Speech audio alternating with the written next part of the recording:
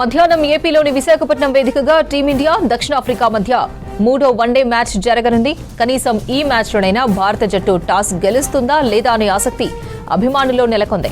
సఫారీల చేతుల్లో ఇప్పటికే టెస్ట్ సిరీస్లో క్లీన్ స్వీప్ కు గురైన టీమిండియా ఇప్పుడు వన్డేల్లోనూ సిరీస్ కోల్పోవద్దని పట్టుదలగా ఉంది. గత 2 మ్యాచ్లలో ఫలితాన్ని టాస్ శాసించడంతో ఈసారైనా టాస్ గెలవాలని భారత్ కోలుకుంటోంది. మ్యాచ్ కూడా గెలిచి రాహుల్ బృందం సిరీస్ ను సాధిస్తుందా లేదా అనేది ఇంట్రెస్టింగ్ గా మారింది. విశాఖపట్నం వేదికగా టీమిండియా సిరీస్ విజేతను నిర్ణయించే మూడో మ్యాచ్ లో తలపడబోతోంది. రాంచీలో అదరగొట్టి రాయ్పూర్లో అదృష్టం వెక్కిరించడంతో అపజయం వైపు నిలిచిన men in blue test series పరాభవానికి ప్రతీకారం తీర్చుకునేందుకు సిద్ధమైంది. మరోవైపు సౌత్ ఆఫ్రికా మాత్రం టెస్ట్ సిరీస్ తో పాటు వన్డే సిరీస్ ను గెలుచుకుని 40 ఏళ్లుగా భారత గడ్డపై విదేశీ జట్లు సాధించలేని ఘనతను అందుకోవడానికి ఒకే ఒక విజయం దూరంలో నిలిచింది. భారత్ దక్షిణాఫ్రికా మధ్య తొలి 2 వన్డేలు హోరాహోరీగా సాగాయి.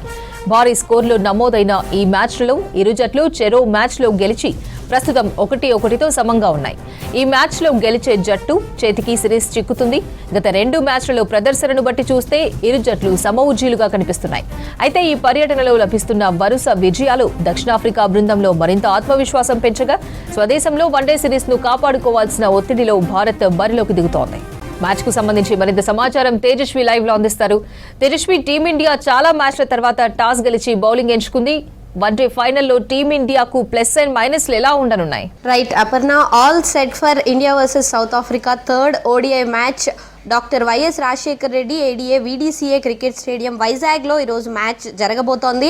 అండ్ ఆల్రెడీ ఈ మ్యాచ్ గెలుస్తారా లేదా, ఎవరు సిరీస్ కైవసం చేసుకుంటారు అనే దానికంటే కూడా కంటిన్యూస్గా 20 టాసులు ఓడిపోయిన తర్వాత, ఓడిఐస్లో కంటిన్యూస్గా 20 మ్యాచ్ల్లో ఇండియా టాస్ ఓడిపోయిన తర్వాత ఈ మ్యాచ్లో అసలు ఇండియా టాస్ గెలుస్తుందా లేదా అనే ఎక్సైట్మెంట్తో అందరూ చూశారు. అండ్ టాస్ చాలా క్రూషియల్ ఎందుకంటే తర్వాత ఇప్పుడు వైజాగ్లో ఒక పక్క బీచ్ ఉంది కాబట్టి డ్యూ ఎక్కువ వచ్చే ఛాన్సెస్ బాగా ఉంటాయి. అంటే కొంచెం లైట్ పోయి ఆ టైంకి పిచ్ మీద డ్యూ బాగా వస్తుంది. అండ్ వైజాగ్ స్టేడియంలో రన్స్ చాలా ఈజీగా వస్తాయి, రన్స్ బాగా ఫ్లో అవుతాయి అండ్ బౌండరీస్ కూడా చాలా చిన్నగా ఉంటాయి. సో ఇలాంటి కండిషన్లో చేజ్ చేయడం చాలా ఈజీ. అండ్ దాంతోపాటు మన చేజ్ మాస్టర్ చాలా మంచి ఫామ్లో ఉన్నాడు. విరాట్ కోహ్లీ కంటిన్యూస్గా 2 సెంచరీస్ కొట్టున్నాడు. ఆల్రెడీ సౌత్ ఆఫ్రికా మీద ఇంతకుముందు ఒక సెంచరీ కొట్టున్నాడు అండ్ కంటిన్యూస్గా 2. అండ్ ఇంకొకసారి ఈరోజు కూడా అలాంటి పర్ఫార్మెన్సే ఇస్తాడు అని అందరూ ఎగ్జైట్మెంట్తో ఉన్నారు. ఇలాంటి సిచ్యువేషన్లో మనం టాస్ గెలవడం అంటే కేఎల్ రాహుల్ ఎక్కడో కలిసి రావట్లేదని లెఫ్ట్ హ్యాండ్తో కాయిన్ని ఫ్లిప్ చేశాడు. సో దానివల్ల టాస్ గెలిచి చాలా క్రూషియల్ టాస్ గెలిచి మన ఇండియన్ టీం బౌలింగ్ సెలెక్ట్ చేసుకోవడం జరిగింది.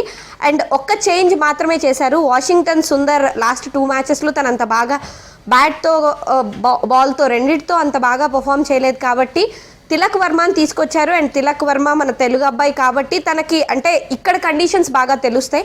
మేబీ నితీష్ కుమార్ రెడ్డిని తీసుకొచ్చినా బాగుండేది, తను లోకల్ బాయ్ కాబట్టి తనకి ఆ వైజాగ్ కండిషన్స్ ఇంకా బాగా తెలుసుంటాయి. మేబీ మరి వాళ్ళేం ఎక్స్పెక్ట్ చేశారో తెలియదు కానీ తిలక్ వర్మని తీసుకురావడం జరిగింది. అండ్ సౌత్ ఆఫ్రికాకు కూడా వాళ్ళు కొంచెం లాస్ట్ మ్యాచ్లో 2 ప్లేయర్స్కి టోనీ డిజార్జీ అండ్ నాండ్రే బర్గర్ వీళ్ళిద్దరికీ కొంచెం హ్యామ్స్ట్రింగ్ ఇంజురీస్ అయ్యి మ్యాచ్ మధ్యలోనే వాళ్ళు వెళ్ళిపోవడం.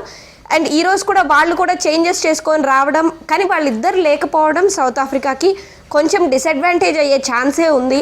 అండ్ వాళ్ళు టాస్ ఓడిపోయారు కానీ వాళ్ళ ఓపెనర్ మార్క్రమ్ లాస్ట్ మ్యాచ్లో సెంచరీ కొట్టాడు కాబట్టి తన వల్లే మ్యాచ్ గెలిచిందనే చెప్పాలి. సో ఈరోజు ముందుగా ఓపెనర్స్ని కనుక క్వింటన్ డీకాక్ని కూడా ఎక్కడా తక్కువ అంచనా వేయడానికి లేదు. వీళ్ళిద్దరు మంచి పార్ట్నర్షిప్ బిల్డ్ చేశారు అంటే ఇక్కడున్న కండిషన్స్లో 400+ రన్స్ వెళ్ళిపోయే ఛాన్సెస్ ఉంటుంది, 400 వరకు వెళ్ళే ఛాన్స్ ఉంటుంది. మరి అంతవరకు వెళ్ళకూడదు అంటే మేజర్గా ఓపెనర్స్ నుంచే కట్టడి చేయాలి.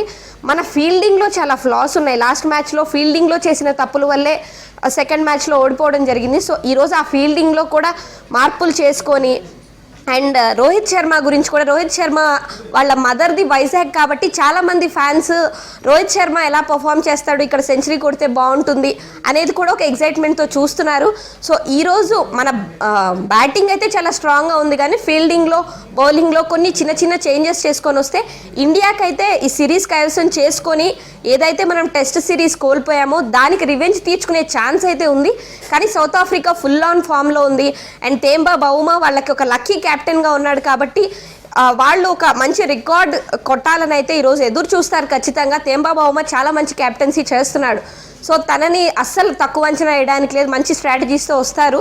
సో ఇండియా అయితే చాలా మంచి రెడ్ హాట్ ఫామ్లో ఉందనే చెప్పాలి అపర్ణ.